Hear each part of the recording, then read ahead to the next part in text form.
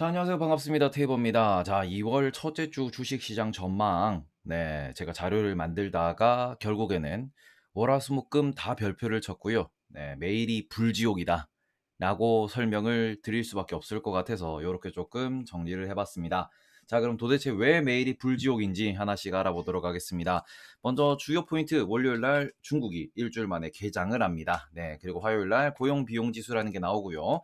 그다음 수요일 날 오펙 회의가 있고요. 목요일 날 FOMC, 금요일 날 고용 보고서가 있습니다. 하나하나 짚어보도록 하겠습니다. 오늘은 많으니까 잘 따라오셨으면 좋겠습니다. 자, 그러면은 첫 번째, 이거 제가 잘못했네요. 네. 2월 첫째 주입니다. 네, 2월 첫째 주, 이번 주 이벤트들 정리해 보도록 하겠습니다.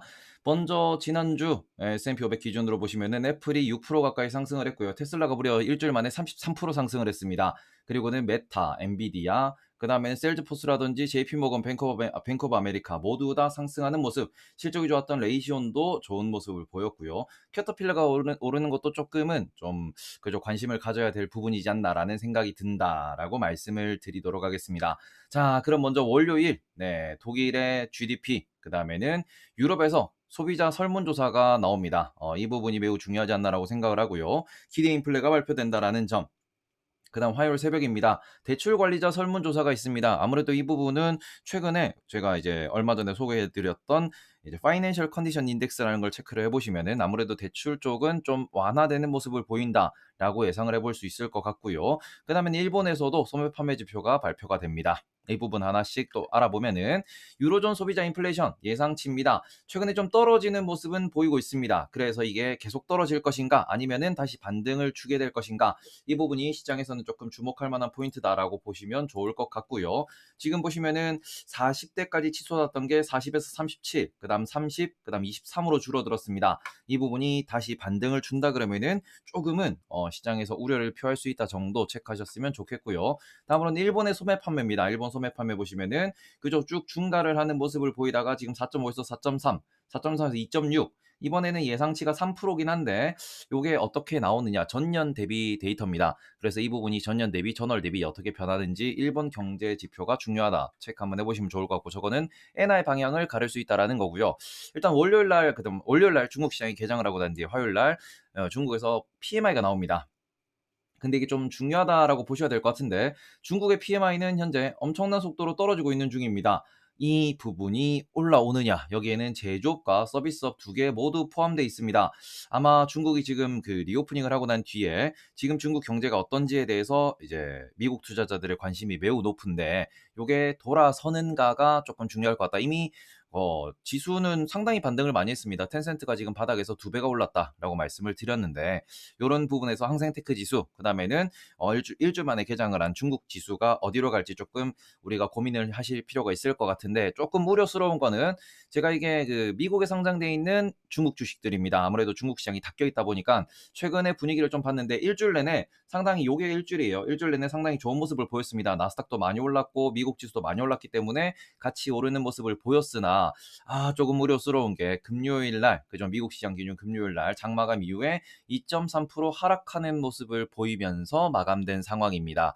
아무래도 차익 실현이 좀 우려스럽다라고 말씀을 좀 드린 부분이 있는데, 아무래도 일주일 동안에 중국 시장의 중국 시장이 닫혀 있었고 이게 다시 열리는 상황에서 이번 주에 너무 많은 경제 데이터가 나오다 보니까 차익 실현에 대해서 조금 우려스럽다. 근데 개인적으로는 중국이 차익 실현을 하게 되면은 한국도 아시아기 때문에 이제 아시아 시장 전체가 조금 약세를 보일 수 있다라는 점. 그래서 중국 시장이 월요일 개장, 화요일 날 PMI가 나오는 요 이틀 동안 어떻게 움직이냐에 따라서 코스피도 더 갈 수 있냐, 여기서 좀 숨고르기를 하느냐 정도의 기로에 설게 될 것이다라는 거 체크하셨으면 좋겠습니다. 자, 다음으로는 화요일 밤입니다. 화요일 밤 보시면은 독일에서 CPI가 발표가 되고요. 그리고는 지금 연준에서 많이들 보고 있고 월스트리트가 주목하고 있는 겁니다. 고용 비용 지수라고 있습니다. 이것 좀 이따가 한번 설명을 드리도록 하고요. 그 다음에는 케이스 실러 주택 가격 지수 나옵니다. 요게 8.6%에서 10월 8.6%에서 11월 6.9%로 줄어들 수 있다라는 이런 이야기가 나오는데, 지금 그죠, 주택 시장이 박살나고 있다. 이것 때문에 렌트비가 떨어지게 될 것이고, 요게 떨어진다라고 하면은 인플레가 잠잠해지는 거 아니냐, 이런 얘기가 나오고 있는데, 오히려 일부 투자자는 이게 너무 꺾이면서 경제가 그죠, 경기 침체로 좀 심각하게 빠져들 수도 있는 거 아니겠냐, 요런 이야기를 하고 있는데 이 부분에 있어서도 조금 시장이 주목하고 있다 정도 보셨으면 좋겠고, 컨퍼런스 보드에서 나오는 소비자 신뢰 지수 요 같은 경우에는 그 기대 인플레와 비슷하다라고 보시면 좋을 것 같아요. 요 부분이 또 시장에서 큰 영향을 미칠 수 있다라는 점, 그죠? 소비자들이 어떻게 생각하느냐라는 포인트이기 때문에 조금 체크를 해보셔야 될 것 같다 보셨으면 좋겠고, 또 수요일에는 중국에서 차이신에서 설문조사하는 이제 PMI 지수, 제조 PMI가 발표가 됩니다. 요거 역시도 49에서 돌려 세우는지 아니면은 이번에도 조금 안 좋은지에 대해서 한번 시장에서 논의가 있을 것 같다 정도를 보시면 좋을 것 같습니다. 자, 먼저 독일 소비자 물가지수입니다. 엄청나게 올랐죠. 거의 천국의 계단으로 쭉 올라가던 이 모습이 2%대에서 지금 10%를 넘어서 11%, 12%까지 갔습니다. 그러다가 좀 꺾였는데, 문제는 이번에 예측치가 현재 전월 9.6%에서 0.4% 올라온 10%입니다. 자, 지금 유럽 같은 경우에는 최근에 이렇게 떨어진 부분도 아무래도 에너지 가격이 좀 줄어들었죠. 그러면서 유럽이 따뜻하기 때문에 지금 유럽의 지수가 좋은 모습, 유럽의 경기가 좋아지고 있다 이런 이야기가 나오고 있는데, 요게 만약에 안 꺾이고 옆으로 간다라고 가정을 했을 때는, 그죠? 긴축이 더 강해질 수 있다. 긴축이 더 오래 걸릴 수 있다. 지금 연준이나 아니면 ECB 같은 경우에도 인플레이션에 대해서 계속해서 언급하는 이유 자체가 방향성은 맞지만, 맞죠? 고점을 찍은 것은 맞고 점점 떨어질 것은 맞고, 그리고는 2022년 내내 인플레이션이 높았기 때문에 이 부분에 있어가지고 요게 이제 선행 지표 혹은 우리가 분모로 들어가기 때문에 요게 꺾여 내려갈 것이다. 그죠? 2년 연속 뭐 10%대의 물가 상승을 보일 수는 없으니까 그런 관점에서 떨어지긴 할 텐데, 문제는 이게 떨어지는 과정이 얼마나 길어지냐, 속도가 어떻게 되느냐에 따라서 금리를 오랫동안 고금리를 유지를 해야 될 수도 있다. 이런 부분이 좀 시장에서 우려하는 부분이다라고 보셨으면 좋겠고요. 이제 좀 뒤에서 이제 목요일과 금요일에 미국과 영국, 유럽의 기준금리가 결정됩니다. 그 부분도 조금 한번 잡아드리도록 하겠습니다. 자, 그 다음에 미국의 고용 비용 지수입니다. 최근에 이제 이 부분에 대해서 언급을 많이 하고 있습니다. 왜냐하면은 우리가 인플레이션을 놓고 봤을 때 처음에 상품이 원자재 가격이 먼저 오르죠. 원자재 가격이 오르고요. 요게 오르고 난 뒤에 상품 가격이 오릅니다. 그러면은 상품 가격에 대해서, 그죠, 매출이나 이익 같은 게 늘어나고, 그리고 이것을 또 소비를 해야 되다 보니까 마지막으로 오르는 게 임금이 오릅니다. 그리고는 임금 상승이 꺾인다 라는 게 보여야 어떻게 보면은 인플레이션이 끝난다라고 볼 수 있는 부분이기 때문에 지금 이 부분에서 우리가 고용이 매우 중요하다라고 이쪽에다가 별표를 5개를 그리고 있는 중입니다. 자, 그래서 원자재는 어떻게 됐느냐? 원자재는 꺾였다가 조금 반등 준 상황이고요. 상품 가격은 아직까지 더 올라갈 것이다라는 이야기를 하고 있습니다. 지금 P&G라든지 존슨앤존슨의 실적을 보시면은 상품 가격은 계속해서 올라가고 있는 중입니다. 임금 역시도 지금 올라간다라는 부분이 꺾이느냐? 에 대해서 좀 시장이 집중을 하고 있는데, 이 부분을 지수로 확인할 수 있는 부분이 우리가 고용 비용 지수라고 볼 수 있고요. 지금 이게 원래는 한 0.5%, 0.6% 정도가 원래 평균이었다고 보시면 됩니다. 0.5에서 0.6 정도였다. 근데 이 부분이 지금 얼마나 나와 있냐? 1%가 넘게 나와 있다. 그래서 이 부분이 좀 꺾여 내려가야 되지 않겠냐라는 이야기가 나오고 있기 때문에 지금 예상치는 3분기 대비 4분기가 1.1%입니다. 이게 만약에 0.9%, 0.8% 나와주면은 베스트죠. 너무너무 좋은데, 혹시나 이게 높게 나온다 그러면은 연준의 긴축이 올해 내내 좀 세게 이어질 수 있겠구나라고 하면서 시장이 약간 매도세를 보일 수 있다라는 점, 그리고 FOMC 회의가 진행되는 동안 나오는 데이터이기 때문에 FOMC 결과에도 영향을 미칠 수 있다라는 점 때문에 매우 중요하게 이번에 바라보고 있다라고 보셨으면 좋겠습니다. 자, 다음에는 케이스 실러 주택가격 지수입니다. 급격하게 떨어지고 있죠. 물론 지금 코로나 이전을 기준으로 보시면은 이 정도면 괜찮은 거 아닌가라고 볼 수 있는데, 이거는 어떻게 보면 하나의 추세의 속도이기 때문에 요 속도가 얼마나 빠르게 떨어지느냐가 좀 걱정이 될 것 같습니다. 이제 그런 포인트에서 지금 6.9% 정도, 요 정도라고 하면은 지금 그 전에 있던 시장이 이제 코로나 이전 수준과 유사한 수준이라고 보실 수는 있습니다. 다만 이 부분이 어디까지 떨어지게 될 것이냐가, 그죠? 이게 말 그대로 이게 중력과 비슷하다 혹은 가속도랑 비슷하다기 때문에 오르기 시작하면은 왕 올라가고요. 떨어지기 시작하면 왕 떨어진다라는 점에서 이제 어디까지 떨어질 것이냐, 이 부분에 있어서 경기 침체를 가늠하는 가늠자가 될 수 있다. 물론 이거는 2달 정도, 11월 데이터가 이제 나오는 겁니다. 지금 2월인데 11월 데이터가 나오는 거죠. 그렇기 때문에 레깅이라고 표현할 수 있는 아주 오랜 시간이 걸리기 때문에 이 데이터는 후행 지표다. 그래서 뭐 중요하지 않다라고 표현하는 분들도 계시지만, 걱정하는 거는 그래서 도대체 주택이 어디까지 박살날 거냐. 한국 같은 경우에는 주택이 박살나다 보니까 지금 PF의 문제도 생기는 거고, 건설 기업들의 문제도 많이 생기고 있는데, 요거를 또 다르게 분석하시는 분들 같은 경우에는 요게 꺾이고 있음에도 불구하고 지금 경기 침체 시그널이 잘 나타나지 않는 이유는 오히려 너무 고용 시장이 타이트하다 보니까 고용을 하기 위해서는 좀 회사들이 어려움을 겪다 보니까 지금 오히려 고용을 뭐 줄인다, 고용을 안 한다 이런 것도 맞지만 이것에 대해서 해고가 없다.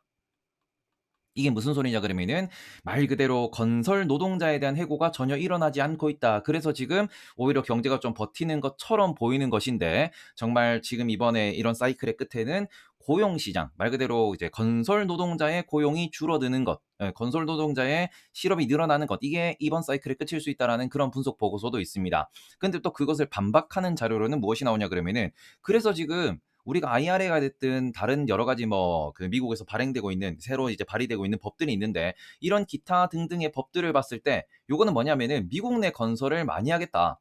그러니까 미국 내 건설 시장의 활기를 불어넣기 위해서 정부가 막 돈을 풀고 예산을 편성하고 있기 때문에 이 부분에 대응하기 위해 가지고 지금 고용 시장, 건설 고용, 건설 노동 시장에 해고가 일어나지 않고 있는 부분이다. 그렇기 때문에 이 부분에 있어 가지고 좀 저기 월스트리트 투자자들도 아니 뭐 건설 경기 안 좋아도 정부가 돈 풀어 가지고 여기 또 보조해 줄 텐데 요런 믿음도 지금 있는 상황이다라고 보시면 좋을 것 같고요. 제가 이걸 좀 길게 말씀드리는 이유는 뭐냐 그러면은 당장 주가에는 큰 영향은 안 미칠 거예요. 하지만 이 부분이 경기 침체를 또 장기간으로 건들 수 있는 부분이다 보니까 이 부분의 등락, 이 부분에 대한 해석이 어떻게 보면 2023년도에 가늠자가 될 수 있다라는 점 때문에 좀 길게 말씀드렸다라는 거 참고하셨으면 좋겠고요.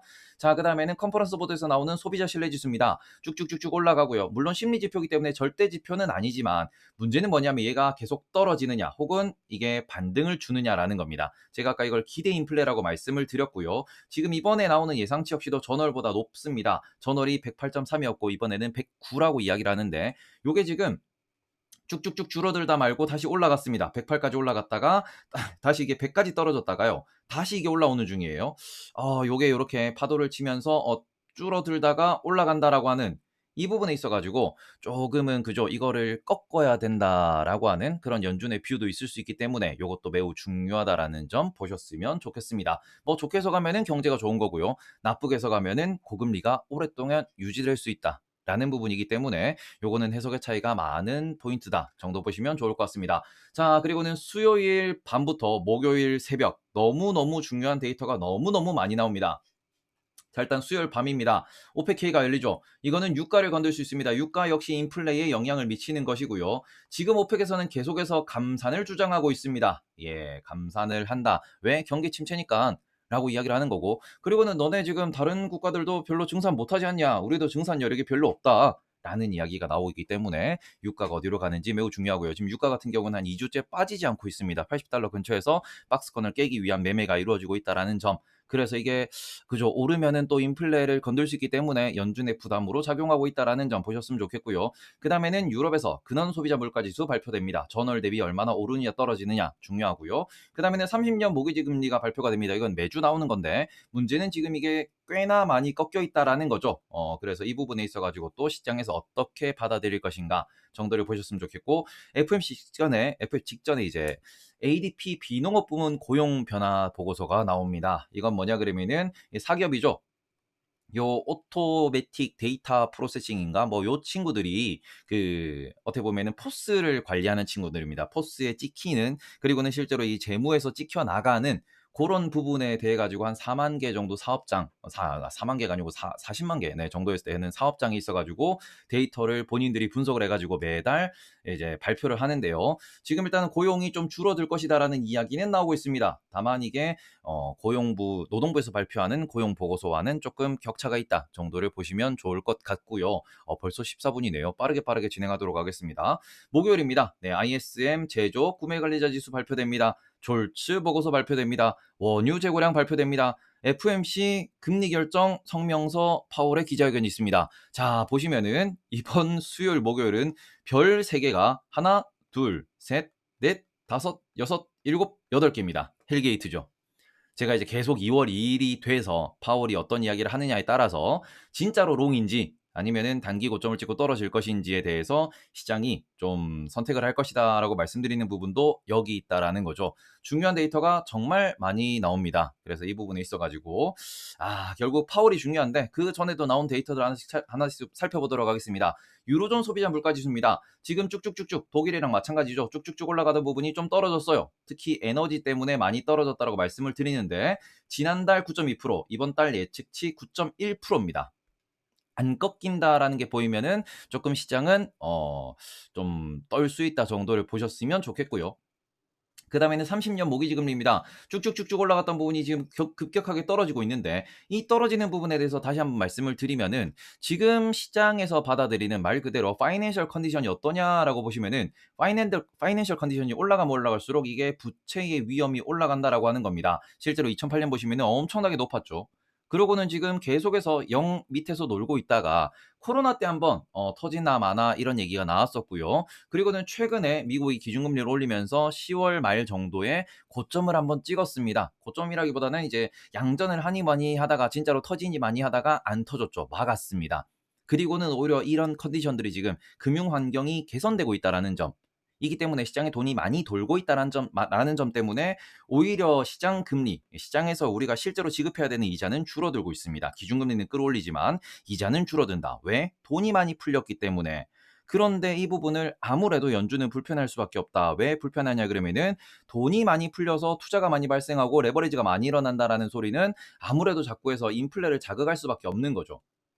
그럼 이런 것을 자극하는 과정에서 연준은 이 인플레가 계속될 것이다라는 이런 기대 심리를 꺾는 것을 지금 가장 최우선 지표로 삼고 있는데 계속해서 떨어지고 있죠.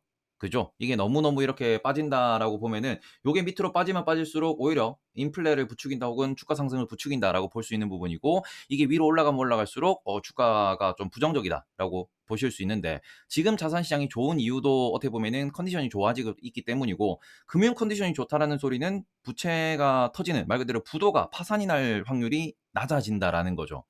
그러면은 고금리를 쓸 수 있는 여력도 올라간다라는 거고 기대 인플레를 꺾기 위해서는 고금리를 쓰겠다라고 밝힐 수 있는 부분이기 때문에 이게 연준의 뭔가 오한마의 무게를 더 무겁게 할 수 있다라는 거 다시 한번 말씀을 드리도록 하겠습니다. 그리고는 ADP 비농업 부문 고용 변화입니다. 트렌드는 쭉 떨어지고 있는 게 맞아요. 네, 떨어지고 있는 게 맞는데 지금 이 부분이 과연 어떻게 더 나올지 지금 더 떨어진다라고 예측은 하고 있지만 얘들이 잘 못 맞춥니다. 실제로 이제 변화량을 보시면은 이게 13만 2천을 발표했다가 18만 5천으로 수정하기도 하고요. 이제 지지난달 같은 경우도 12만 7천이라고 발표를 했는데 18만 2천으로 또 수정을 하기도 했습니다. 그렇기 때문에 이번에도 지난달 데이터가 수정이 될 수 있다라는 점. 그래서 시장에서 별로 신뢰도는 높지 않지만 파월이 이야기하기 직전이라는 점에서 시장의 급등락 정도는 부를 수 있다. 그리고는 ISM 제조업 구매 관리자 지수 보시면은 요 친구들은 또 쭈쭈쭈쭈 떨어지고 있는 중이에요. 네. 이게 많이 떨어지고 있다라는 점 이게 계속 어떻게 보면은 '바닥을 찍고 돌려야 된다.'라는 점이 지금 중요한데요. 유럽 역시도 지금 바닥을 찍고 지수가 돌리는 과정에서 ISM 그죠 공급자 협회라고 하는 곳인데 요런 곳에서 취합한 제조업 구매 관리자 지수 혹은 서비스업 구매 관리자 지수가 돌리면서 유럽이 돌아섰습니다. 그렇기 때문에 요 부분이 과연 돌릴 수 있을지 안 돌린다 그러면은 그죠 옆으로 이렇게 요렇게 가준다 그러면은 시장이 그죠 선반영을 얼마나 땡겼냐의 부분에 있어 가지고 또 이야기는 나올 수 있고 이거는 차익 실현의 이유가 될 수 있다라는 점. 물론 FOMC가 더 중요한 날입니다. 자, 그다음에는 졸츠도 나온다고 말씀을 드렸습니다. 이거는 우리가 그 사장님들의 보고서라고 보시면 됩니다. 사장님들이 얼마나 많은 구인 구직을 요청했느냐 라는 거고요. 말 그대로 일자리 수라고 보시면 되거든요. 지금 현재 일자리 수 그죠? 비어 있는 일자리 수가 이렇게 올라갔다가 지금 안 떨어지고 있습니다. 요 속도대로 떨어진다라고 하면은 우리가 고용시장 이야기하는데 꽤나 시간이 오래 걸릴 수밖에 없다라는 점. 이 부분에 있어서 졸추도 매우 중요하고 요것도 연준이 많이 보는 겁니다. 지금 그죠? 정상화되는 과정, 정상화되는 방향성이 맞다라는 연준의 그 표현대로 말 그대로 모든 데이터가 고점을 찍고 떨어지고는 있습니다. 졸추도 떨어지고 있고 그다음에는 CPI도 떨어지고 있고 PCE도 떨어지고 있는 중입니다. 말 그대로 뭐 연준이 지금 이거를 돌려야 돼, 바로잡아야 돼라고 하는 데이터들이 이제 방향은 잡았지만 이게 어떤 식으로 계속해서 이제 속도를 낼 수 있을 것인가? 이런 부분에 있어 가지고 연준의 정책이 매우 중요하다. 그래서 전 세계 투자자들이 지금 연준 하는 거다라고 보시면 좋을 것 같고요. 자, 그래서 연준의 금리 결정 지금 보시면은 엄청난 속도로 올라왔고요. 여기에서 이번에도 그죠? 0.25를 더 올린다. 그리고 다음에도 0.25를 더 올린다. "야 그럼 5%면 끝나는 거 아니냐?" 뭐 요렇게도 보실 수 있는 부분인데 이게 5%를 넘길 것이다라는 게 연준의 현재 입장이고요. 이번에는 점도표라는 게 안 나옵니다. 점도표는 금리 앞으로의 향후 금리 예상치인데 점도표가 나오지 않기 때문에 12월 기준 점도표는 여기서 0.25를 3번 더 올릴 수 있다라고 이야기를 하는 겁니다. 5월까지 올리면서 5%에서 5.25%까지 금리를 끌어올리겠다라고 이야기를 하는 부분이고 이게 이번에 0.25에 대한 확률은 매우 매우 높습니다. 실제로 확률 보시면은 0.25 인상 확률이 98.4%고요. 금리 인상 못할 것이라는 확률이 1.6%입니다. 이건 좀 저는 좀 심하지 않나라고 생각을 하는데, 그죠? 금리 인상을 정말로 이제 캐나다도 멈추지 않았냐, 다른 국가들도 금리 인상을 멈추고 있는 것 같은데, 미국도 멈출 수 있지 않겠냐, 뭐, 요런 기대 심리. 이고요. 지금 시장에서는 그죠? 그래도 한 칸 더 올리면 이제 안 올리지 않을까? 혹은 그죠? 연준이 5%라고 질렀으니까 두 칸 더 올리면은 안 올리지 않을까? 그리고 이게 또 연내에 금리 인하로 이어지지 않을까? 요런 전망이 지금 좀 우세하다라고 보실 수 있는데 연준이 찍은 곳은 여전히 여기에요. 지난 12월 점도표에서 찍어놨던 포인트는 이제 5.1%의 2023년 내내 금리 인하 없다라고 이야기를 했죠. 그러면서 이제 연준이 지금까지 밝혀놓은 시나리오는 요 방향입니다. 그래서 이게 시장이 지금 좀 선반영 혹은 배팅하고 있는 부분과 조금은 다르다는 점에서 요거를 조금 체크를 해보셨으면 좋겠다 정도를 말씀을 드리고 싶습니다. 자, 그래서 FOMC가 지났습니다. 그럼 끝났냐? 라는 건데, FOMC 지나고 나면은 바로 다음날 영국에서 금리 결정 나고요. 바로 그 이후에 또 유럽에서 ECB에서 금리 결정이 나고요. 그리고는 뭐 항상 나오듯이 목요일에는 실업수당 청구 건수에 대해서 이야기가 나옵니다. 그래서 일단은 아무래도 목요일은 그 유럽과 영국과 ECB의 금리가 중요하다라고 말씀을 드리고 싶은데 제가 오늘 드리고 싶은 말씀은 뭐냐 그러면은 그래서 2023년도 혹은 지금 고금리 시대라는 표현을 계속 쓰고 있는데 이 고금리 시대가 어떤 역할을 하느냐에 대해서 조금 고민을 해보셨으면 좋겠습니다. 실제로 지금 영국입니다. 영국 같은 경우에는 2010년대부터입니다. 리만 브라더스 이후부터 지금까지의 금리를 다 가져왔는데요. 계속해서 이게 1% 언더에서 금리가 기준금리가 설정돼 있었습니다. 말 그대로 시장의 이자율이 매우 낮았다. 요거는 뭐냐 그러면은 돈의 가치가 매우 저렴했다라고 볼 수 있는 부분이고요. 이 돈에 대한 가격을 끌어올리고 있는 중입니다. 이자를 말 그대로 이자를 올리고 있다라는 점인데 이자 비용을 늘린다라고 하는 거는 그죠 돈을 많이 풀었기 때문에 이자 비용을 올려가지고 이제 그동안 많이 풀었던 좀 과하게 풀었던 돈을 회수하겠다라는 것도 맞지만 이렇게 이자를 많이 풀면은 시장에 있는 돈이 플러스가 나느냐 마이너스가 나느냐 플러스 속도가 어떻게 되느냐 마이너스 속도가 어떻게 되느냐 시장에 유통되는 돈의 총액에 대해서 우리는 고민 좀 해봐야 됩니다. 영국 같은 경우에는 이렇게 금리를 끌어올린 상황에서 미국도 마찬가지죠. 금리를 엄청나게 끌어올린 상황입니다. 그러면 돈이 지금 시장에 돌고 있는 돈 자체 미국 같은 경우에는 12월 그리고 1월 기준으로 M2 통화량이라고 하는데 은행에 들어있는 예금 혹은 이게 우리가 물건을 사고 팔고 하는 이런 그 총이 그 돈이 돌아다니는 총액수를 봤을 때 처음으로 마이너스로 돌아섰다라는 얘기가 나오고 있습니다. 말 그대로 작년보다 경제 규모가 줄어들 수 있다라고 경고를 하는 거고요. 그리고는 이런 부분에서 영국 역시도 이게 줄어들 가능성이 높아지죠. 그리고는 10년 동안에 비해 가지고 기준금리를 많이 끌어올렸다라는 점이 좀 걱정스러운데 요거는 유럽도 마찬가지입니다. 2016년 이후로는 제로금리를 하던 친구들이 지금 2.5%고요. 이번에 금리를 또 0.5% 올리면서 3%까지 끌어올리겠다라는 이야기가 나오고 있습니다. 자, 그러니까 금리를 이렇게 끌어올리고 난 뒤에는 시장에 도는 돈이 유럽으로 그리고는 영국으로 그리고는 한국도 금리를 많이 올렸고 캐나다도 금리를 많이 올렸고 남아공도 금리를 많이 올렸고 호주도 뉴질랜드도 그리고는 영국까지도 금리를 많이 올렸습니다. 전 세계에 돌고 있는 돈 자체가 다 줄어들고 있어요. 그러니까 이 지구라는 관점에서 놓고 보실 때 누군가는 돈을 땅땅 때려붓고 누군가는 돈을 이렇게 회수를 해간다. 요 밸런스를 놓고 보셨을 때 2020년도에는 모든 정부가 돈을 풀었습니다. 그래서 주식시장에 버블이 일어났고요. 지금은 모든 정부가 돈을 빨아들이고 있습니다. 이런 관점에서 잠깐만요. 돈이 줄어들게 되면은 기업들의 실적은 어떻게 될까요? 라는 부분. 이게 주가에 녹아 나온다라는 점에서 2023년도 내내 핵심적인 이슈는 전 세계 정부들이 고금리를 얼마나 오랫동안 가져갈 것이냐. 그리고 이게 오랫동안 그 이제 고금리를 유지하는 동안 정말 애매한 게 돈을 많이 풀었던 이 돈들이 아직 남아 있다라는 거죠. 이 남아있는 이 돈들이 이쪽으로 빨려 들어가고 있는 요게 지금 현재 그 캐시플로우라고 볼 수 있는데 요게 그죠? 남아있는 돈이 확 빨려가는 동안에 이게 쉽게 쉽게 나오는 돈들이 있을 거고 주머니에서 잘 안 나오는 돈들이 있을 거예요. 근데 이 하나하나의 모든 통장 지갑들을 중앙은행들이 알지 못하기 때문에 지금 데이터 디펜던시라는 이야기를 하는 거고 이게 혹시나 움직이지 못하는 돈인데 자꾸 돈을 가져와 그러면은 어느 순간 마이너스가 날 수 있다라는 거죠. 그냥 금리 정책에 있어 가지고 지금 월스트리트에서 "너네 금리 많이 이렇게 고금리 오래 유지 못하고 금리 낮출 걸?"이라고 이야기하는 이유도 이거 올해 내에 계속 고금리 유지하면은 경제가 박살납니다. 왜? 돈이 더 이상 안 돌게 되기 때문에 말 그대로 "돈이 멈춥니다."라는 이야기를 조금 어떻게 좀 전망하고 있다라고 볼 수 있는 부분이고, 여기에 있어서 고금리를 이렇게 전 세계적으로 오랫동안 유지해 본 적이 잘 없죠.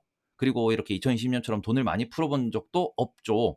그러니깐 이런 부분에서 '아 이게 과연 이번에도 중앙은행이 실수를 하지 않을까.'라는 이야기를 많이 하고 있다라는 점. 그래서 그죠. 이러한 뭔가 이제 2020년도에 풀었던 돈에 그 엄청나게 많이 푼 돈들에 대해 가지고 지금 이거를 되돌리는 과정, 되감기하는 과정인데, 이 과정에서 '혹시 실수는 일어나지 않을까.'라고 하는 부분에 대해서 많은 투자자가 걱정하고 있다 정도를 체크하셨으면 좋겠습니다. 계속 말씀드립니다. 바닥은 찍었는데 대세 상승이 오기에는 아직까지 변수가 너무 많아요. 그 부분에 대해서 다시 한번 좀 고민을 많이 해 보셨으면 좋겠다라는 거고, 지금 영국, 유로존, 그다음에는 미국까지도 이번 주에 금리가 올라간다라는 점 체크 한번 해 보셨으면 좋겠습니다. 그리고는 신규 실업수당 청구 건수 꾸준히 떨어지고 있고, 이번에는 예상치가 20만 명입니다. 다시 한번 말씀드립니다. 지금 시장에서는 30만까지는 가야 되지 않겠니라는 이야기를 하고 있고요. 그리고는 저 부분에 있어 가지고 30만까지 올라가야 된다라는 요 부분은 왜 언급을 하냐 그러면은, 이게 연준이 지금 공식으로 사용하고 있는 그 테일러 준칙에 따라서 거기에 들어가는 게 실업률과 그리고는 PC 데이터를 이용해 가지고 요거를 여러 가지 복잡한 계산을 돌려서 나오는 게, 그게 우리가 목표하는 기준금리, 이제 적정 기준금리다라고 보시면 좋을 것 같고요. 그래서 우리가 기준금리를 얼마나 오랫동안 유지할 것인가, 말 그대로 실업률을 끌어올려야 된다. 그리고는 인플레이션, PC 데이터가 떨어져야 된다. 그래야 기준금리도 내려간다. 요런 공식이 나오기 때문에 지금 계속해서 고용하고 있다라는 거 다시 한번 기억하셨으면 좋겠습니다. 자, 그리고는 금요일입니다. 금요일 같은 경우에는 또 미국에서 고용 보고서가 나오고요. 유럽에서 지금 구매 관리자 지수들이 동시에 발표가 됩니다. 하나하나 짚어드리면은, 먼저 독일 종합 구매 관리자 지수입니다. 지난 11월 그때쯤부터, 그죠, 11월부터 돌리고 있습니다. 그래서 요 부분 10월, 11월부터 돌리고 있다 보니까 그때 실제로 파이낸셜 컨디션도 돌아오고 있는 중이고, 유럽의 인플레이션도 좀 줄어들고 있는 중이고, 그다음에는 유럽의 경기, 말 그대로 PMI, 기업의 담당자들이 우리가 지금 이런 사업을 하고 있는데 사업이 이제는 좀 괜찮아질 것 같아요 라는 얘기가 나오면서 지수가 돌렸다라는 거. 하지만 미국은 아직 이게 돌리지 못했다라는 점, 요 점 좀 참고하셨으면 좋겠고, 이거는 유로존도 마찬가지입니다. 돌리면서 지수가 돌렸고요. 다만 지금 영국 같은 경우에는 아직 돌리진 못하고 있습니다. 그래서 이 부분에 있어가지고 지금 다들은 경기 바닥에 대해서 좀 이야기를 하고 있다라는 점 보셨으면 좋겠고, 유럽은 확실히 돌아서고 있습니다. 따뜻한 겨울 덕분에 조금 더 시장이 좀 빠르게 돌리고 있고, 이 덕에 지금 투심이 많이 돌아왔다라는 점 다시 한번 체크해 놓으셨으면 좋겠고요. 요게 다시 꺾이냐 안 꺾이냐에 대해서 또 시장에서 관찰을 할 것이다 정도를 보시면 좋을 것 같고요. 지금 미국의 시간당 평균 임금입니다. 이게 2010년 이후로 보시면은 월 평균, 그죠? 전월 대비이기 때문에 월 평균 0.2 정도로 보시면 좋을 것 같아요. 요 정도가 일단 평균선이었고요. 지금은 무엇이 좀 예상되냐? 0.3. 그죠? 계속해서 0.3. 0.6까지 오르긴 했는데 지금 여전히 0.3 정도를 왔다 갔다 하고 있다. 0.6 데이터는 일단 0.4로 회복이 좀 정정이 됐고요. 0.4가 나왔다는 건 0.5로 정정이 되긴 했네요. 그러면 0.5, 0.3, 0.3, 0.5, 0.4, 0.3. 계속해서 지금 0.2보다는 높은 상태를 유지하고 있다라는 거. 임금 인플레가 마지막 인플레이기 때문에 요게 0.2 나와주면은, 그죠? 정말 인플레 끝났다라고 볼 수 있는 그런 또 환호의 랠리가 나올 수 있는데, 요게 어떻게 될지 한번 체크를 해보셨으면 좋겠고, 지금 예상치는 0.3이다. 요걸 보셨으면 좋겠습니다. 그리고는 미국의 비농업 고용 지수입니다. 요거는 이제 고용부에서 발표하는 거고, ADP랑 마찬가지로 트렌드는 떨어지고 있는 중입니다. 자, 그래서 핵심은 뭐냐 그러면은 이번 주는 역시 FOMC입니다. FOMC에서 파월이 어떤 언급을 하느냐, 요게 가장 중요한 부분이고요. 이제 그런 부분에서 지금 미국의 실업률이 너무 낮다. 그리고는 지금 미국의 신규 고용은 좀 줄어들고 있지만, 지금 좀 아이러니한 건 이거예요. 신규 고용은 줄어들고 있는데 그래서 실업률은 하면 실업률 더 떨어지고 있습니다. 이게 말 그대로 노동 참여율이 그렇게 높지 않다라는 거고, 내가 일을 하고자 하는 사람들이 이제 많지 않다라는 점, 이런 부분에 있어 가지고 여전히 미국 경기가 좋기 때문에 사람들이 고용 시장에 안 나타난다. 이런 이야기도 나오고는 있는데, 핵심적인 것은 지금 데이터는 다 떨어졌어요. 주택 가격 떨어지고 있고, CPI 떨어지고 있고, PCE 떨어지고 있고, 아까 졸츠라는 것도 지금 하향 곡선을 그리고 있는 중입니다. 고용도 일단 어떻게 보면은 줄어들고는 있어요. 자, 그럼 이 상황에서 연준이 무엇을 더 집중해서 볼 것이냐? 지금 말 그대로 중국의 리오프닝에 따라서 원자재 가격이 올라가는 부분, 그리고 오펙 같은 경우에는 감산에 대한 이야기를 하고 있고, 이번 주에 또 오펙 회의도 있는데 여기서 또 감산을 또 얘기할 것이냐? 그래서 원자재가 올라가는 부분에 있어서 또 끈적끈적한 인플레가 계속 살아있다라는 표현을 쓸 것이냐? 그리고는 이제 이번 금리가 정말 0.25 올라갈 것이냐. 그죠? 그리고는 어느 정도 수준의 매파적 발언을 파월이 나와서 이야기할 것이냐. 이런 부분들이 조금 시장에 영향을 미칠 것 같다라고 보셨으면 좋겠습니다. 그리고 마지막 미국의 ISM B지죠. 서비스 PMI 지표까지 나오는데 요게 또 지난달에 처음으로 최근 들어 처음으로 50원도로 떨어졌습니다. 49.6이 나왔는데 요 부분이 과연 50 위로 이제 회복이 될 것인가 아니면 이게 좀 더 떨어질 것인가 요런 부분까지 체크를 좀 하셔야 될 것 같다라고 말씀을 드리면서 이번 주에는 경제 지표가 너무 많아요. 그래서 키포인트를 잡기가 되게 어려울 것 같습니다. 그래서 핵심적으로 말씀드리면은 월요일은 중국 시장이 빠지느냐 오르느냐 를 보셨으면 좋겠고요. 화요일에는 고용 비용 지수에 대해서 다시 한번 핵심적으로 체크하셨으면 좋겠고 그리고는 수요일이죠. 이제 수요일에서 목요일로 넘어가는 목요일 새벽에는 FOMC가 나옵니다. 이제 그 부분에 있어서 FOMC에서 파월 발언에 대해서 시장이 어떻게 받아들이냐. 이미 시장은 파월이 무슨 말을 할지 대충 알고 있다라는 분위기예요.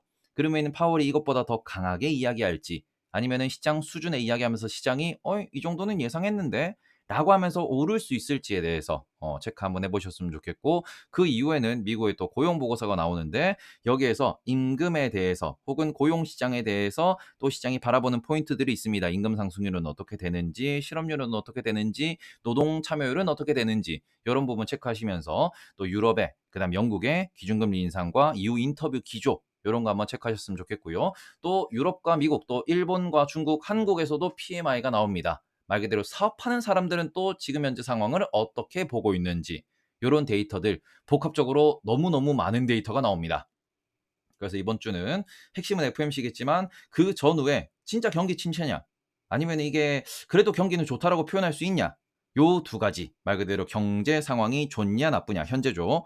그리고는 앞으로 심리 지표가 좋냐 나쁘냐 PMI로 볼 수 있습니다. 그리고는 그 상황에서 연준은 계속해서 어떤 정도의 스탠스의 발언을 하느냐 연준뿐만 아니라 유럽의 중앙은행도 영국의 중앙은행도 어떤 발언을 하느냐에 따라서 이번 주 방향이 갈린다 정도 보셨으면 좋겠고요. 이번 주도 실적이 많습니다. NXP, 월풀, 엑슨모빌, 화이자, AMD, 제너럴 모터스, 포드도 있고요. 메타, 애플, 알파벳, 구글이죠. 퀄컴의 아마존 까지 있습니다. 뭐 처치앤드화이트 같은 경우에는 미국에서 많이 좀 주목하는 기업이라서 금요일에 뭐 너무 종목이 없어서 들고 왔는데 요런 친구들의 또 실적이 궁금하실 겁니다. 근데 이거를 지금 이미 30분이 넘었기 때문에 실적은 다음 영상에서 말씀을 또 드려보도록 하겠습니다. 자, 그러면은 남은 주말 잘 보내시고요. 24시간 뒤에 대피셜로 찾아뵙도록 하겠습니다. 저는 테이버였고요. 제가 또 이번 주에 외부 일정이 많더라고요. 자, 그러면은 지금까지 끝까지 들어주셔서 감사하고요. 그리고 댓글도 많이 부탁드리고 구독과 소문도 많이 내주셨으면 좋겠습니다. 자, 그럼 저는 테이버였습니다. 형님들, 누님들 남은 주말 잘 보내십시오. 그럼 모두 모두 안녕.